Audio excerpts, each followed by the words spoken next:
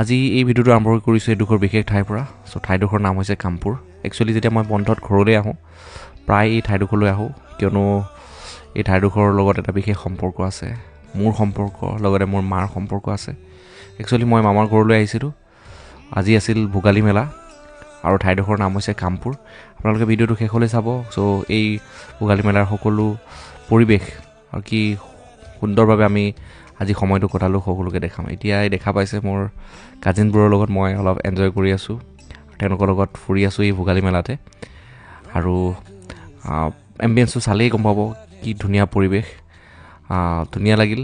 আৰু এই চকৰিটোত কোনে কোনে উঠিছে জনাব। আৰু এয়া মোৰ জেঠাই হাঁহ কৈ আছে।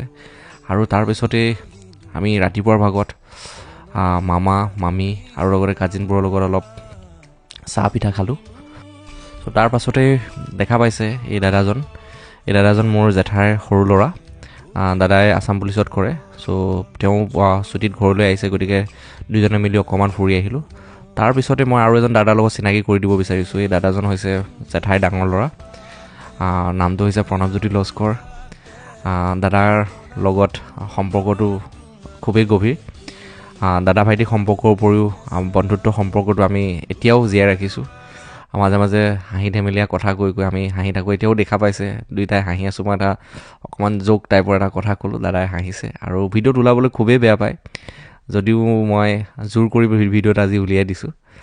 তাৰপিছতে আমি গৈ পেলাই আকৌ ভোগালী মেলাৰ কিছু পৰিৱেশ উপভোগ কৰিলোঁ। এই ফুলবোৰ কি ধুনীয়াকৈ সজাই থৈছে দেখা পাইছে। তো তাৰপিছতে এটা বিশেষ ভেলাঘৰ নিৰ্মাণ কৰা হৈছে আৰু লগতে দুটা মহো বনাই থৈছে। আজিলৈ ইমানতে এৰিছোঁ, আৰু নেক্সট ভিডিঅ'ত আকৌ লগ পাম।